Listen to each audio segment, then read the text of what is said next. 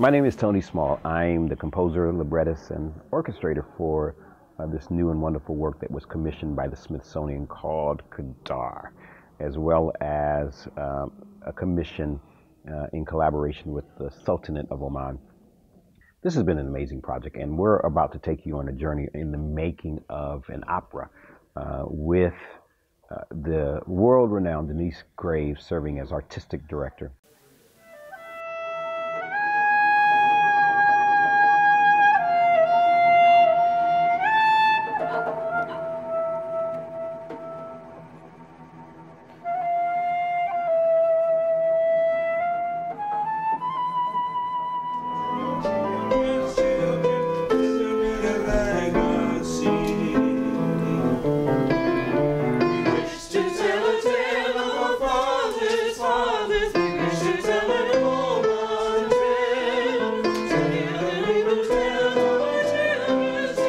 Hi, my name is Fitzgerald St, and I'll be doing the role of Amani in Qadar. And it is a great role because I'm playing a young man who is extremely hardworking, extremely tenacious, and very honest. And that's, I think, something that all young men aspire to be.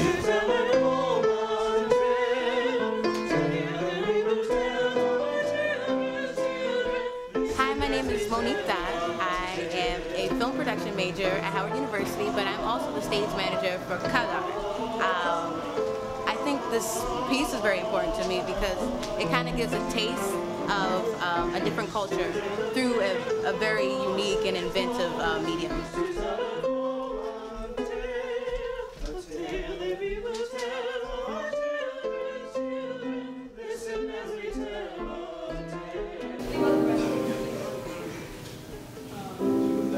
So why don't you tell me a little bit about the dance you just did?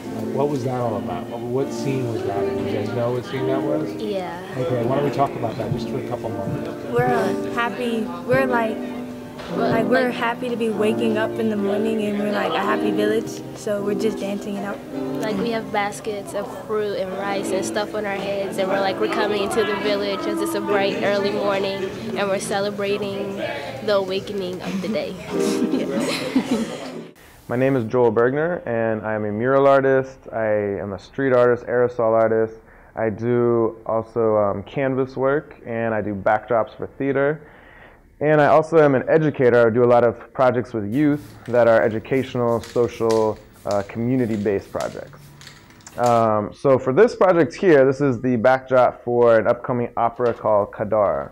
And it's set in the country of Oman, which is a Middle Eastern Gulf state. And there are two different acts.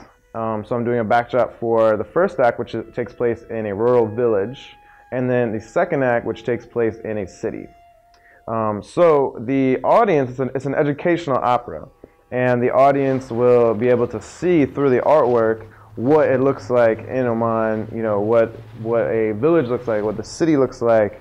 And then also it's educational from the point of view of, you know, there's a certain color scheme and there's a certain perspective and, you know, all these different things that work together to kind of set the stage for what's going to be happening in front of it in the opera with the actors.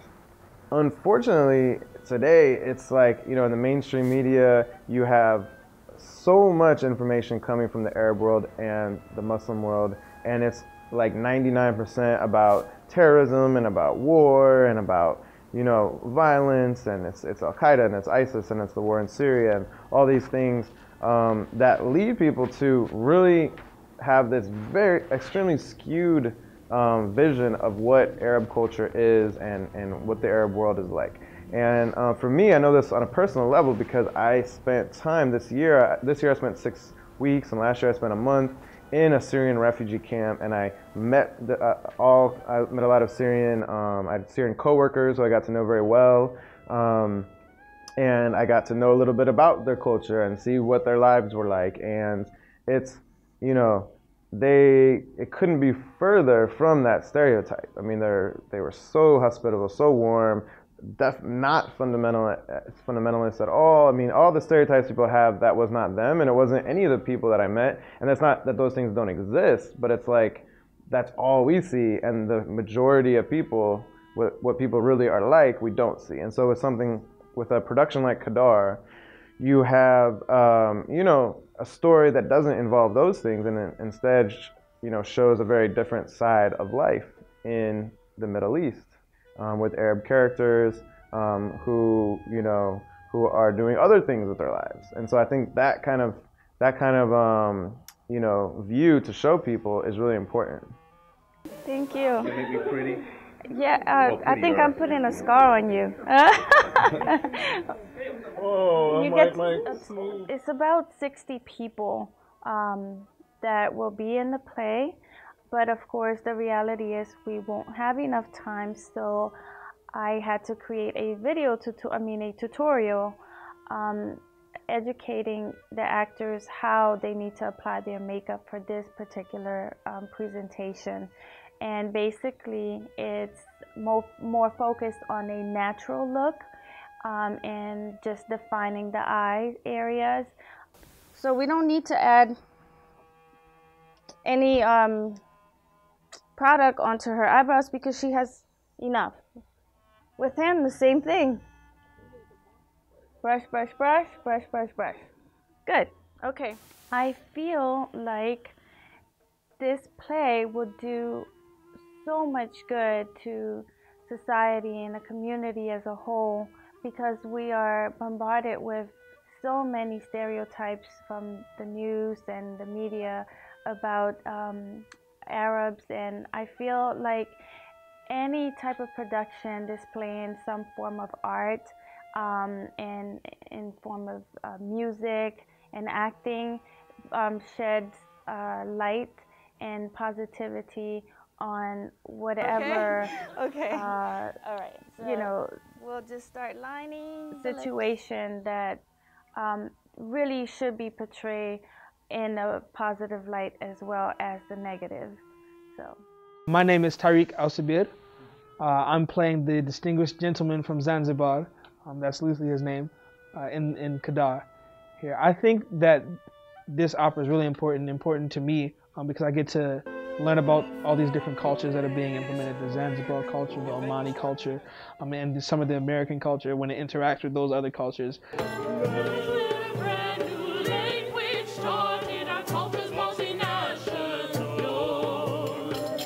You know, we're doing it with dialogue and with blocking and stuff. We're also doing it musically.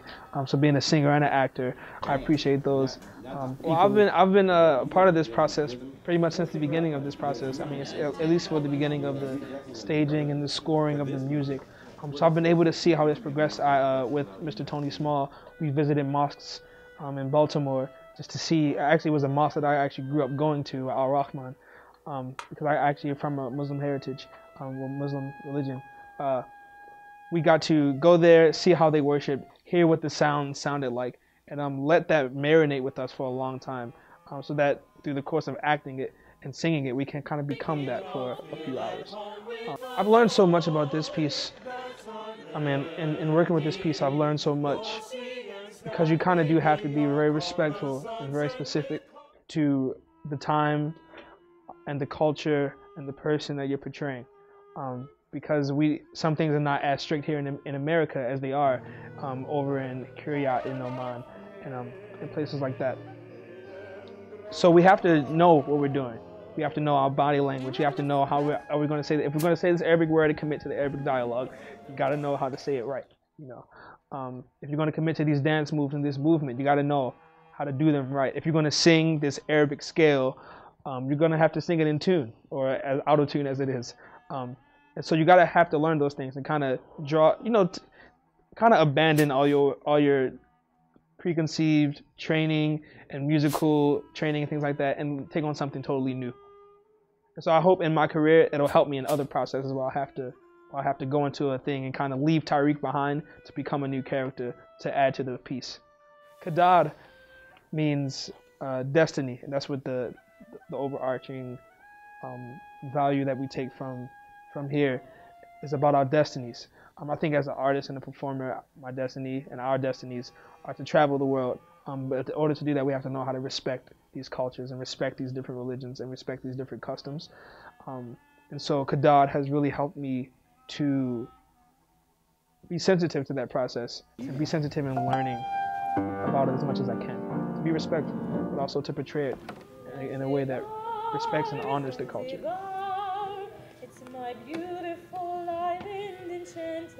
I think what this does for dispelling stereotypes, it gives our audience this option of, you know, in the world today with all the technology and the information that we have these choices of continuing to believe the stereotypes that we have, or we have the choice of going, learning about the actual culture, learning about the actual people, and then having that knowledge of what they actually are. So Qadar gives this audience here, and we're doing it in Maryland now, but in America, and whoever wants to come see it, it gives the option of actually learning about the culture, to not rely on old stereotypes, but to learn something, make it a part of yourself, appreciate it, and then encourages people to learn about actual cultures across the board. I read this script and I felt incredibly connected to it. I think that what's so interesting about it is, even though it is about a culture and cultures and people that might be very different from where I come from, at the heart of the piece is a commonality of being generous people, being curious of other cultures, being supportive of other cultures, and loving that while holding rich to your own heritage and your own personal traditions, and that there are far more similarities than differences that we have in all of our cultures. Language started, our culture's multinational. A brand new language? Yes! Kiswahili is a blend of African and Arabic words that even have Persian influence. We have the great fortune to be working with a great number of youth in this production, and which is near and dear to my heart. Besides being a professional director, I'm a teaching artist. I still do teaching because I think that there's great value in the theater arts and music and dance for children in fostering a self-worth and a freedom of being who they are, and celebrating creativity and not being stifled by what sometimes they feel they need to do. I hold near and dear to my heart that even if I'm working with students who aren't going to go on to a professional career, what I hope is we're instilling a love and appreciation of the arts. Stepping into this experience was a delight. It was wonderful. We were working with some amazing staff members, Oscar Hawkins and his ballet company. His dancers are incredible, the City Dancers, and the Duke Ellington Show Choir. We're getting a range of students from 3 years old to our high school students, and then working with our college and master students. There's a nice sense of mentorship. You're seeing the little nuggets getting to learn about performing from their, slightly older peers, and we're getting our younger high school singers getting to see how our professional actors are coming in. And so not only are we, creating a piece of art, but I think there's an inherent educational system built into the structure within our casting. It has been a true joy, labor of love to collaborate with both Deryce Graves and Tony Small, both incredibly generous people and genuine people who care so deeply and profoundly about the piece. And I think that, anytime you're working with a group of artists and collaborators, we all come from different walks of life, and we all come with different ideas. But when you can find a kind of a meeting of the minds and a marriage of thought and intent of what we're trying to do, that remedies any of the differences that might come along the way. Hi, my name is Daniel Rich, and I performed in Qadar in the role of Sir Nani.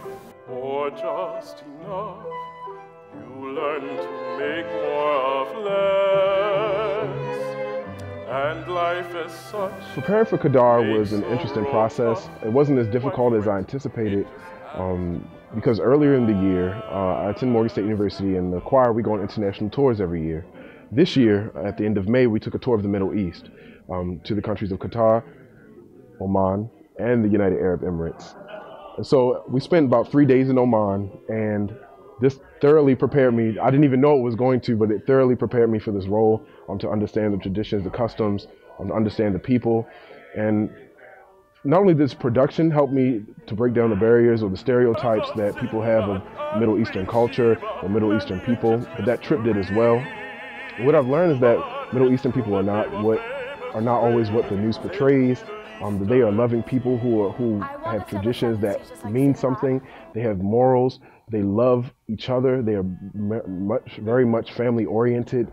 They respect their women, and they are traditional. They're traditional in the sense that they respect each other fully. They may ask the other sex to dress a certain way or to dress modestly, but they still respect them, and that's something that I think that isn't portrayed on a regular basis on the news or particularly in other stories or books. But it's one thing that I learned while being over there is that they love women, women love the men, and they love their children, and children are so very much appreciated.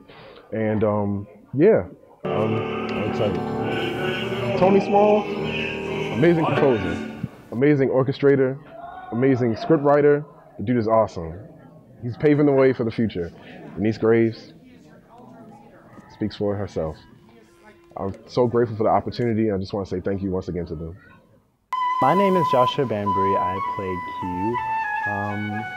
Some of the things I did to prepare for the role, I really didn't do much besides just study the script.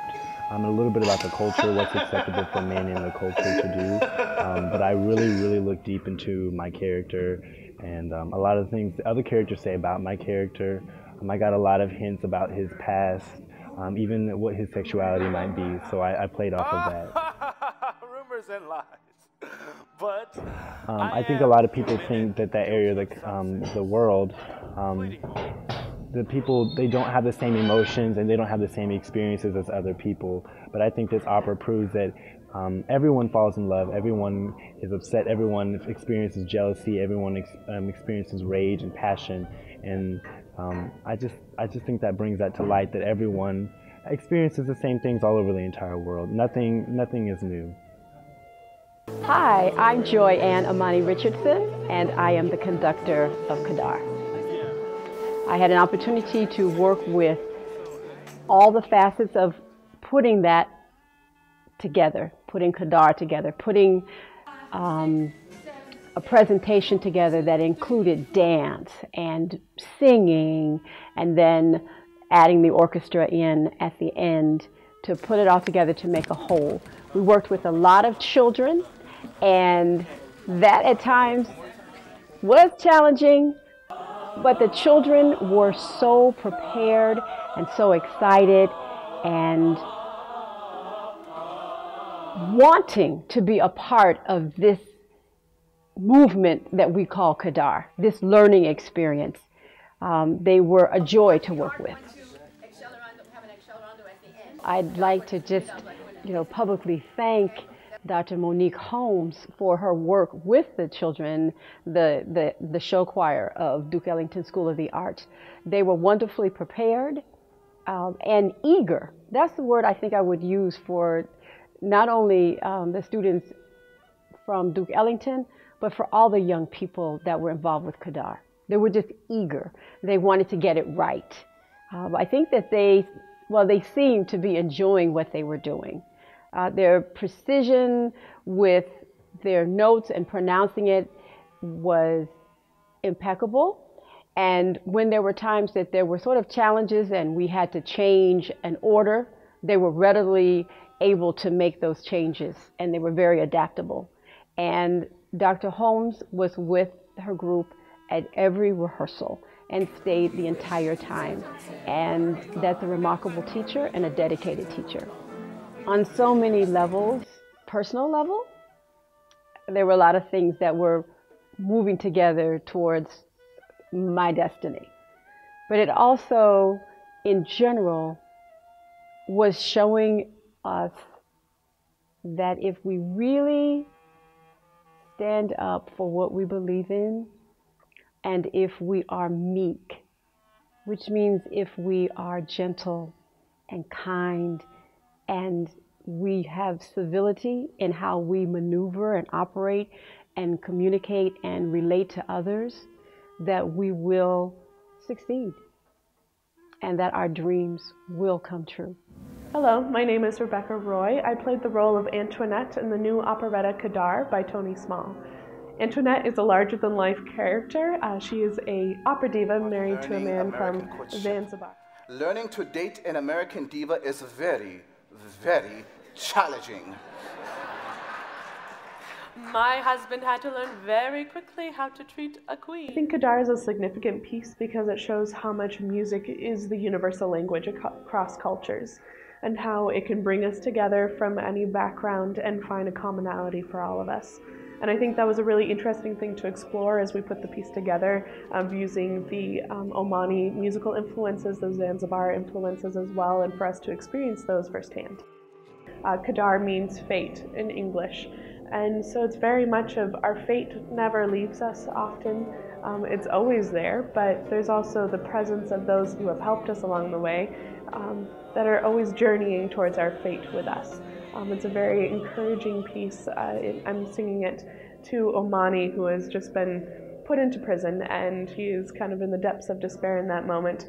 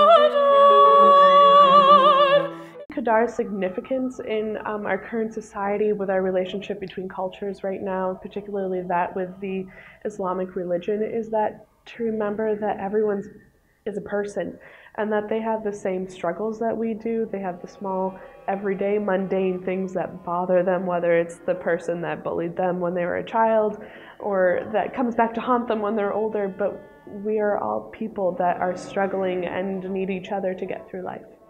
So tonight is the debut of Qadar, Qadar. The opera, commissioned by the Smithsonian as well as the Sultanate of Oman. And written by? Tony Small. There we are. Artistic direction from the world-renowned Deryce Graves. We are excited. We're thrilled. Yeah. You ready? I'm ready. Let's ready do for the it. show. Let's do it. Let's Hey! make this happen.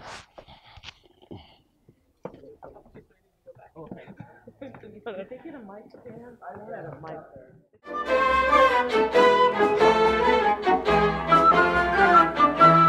La la la la la la la la la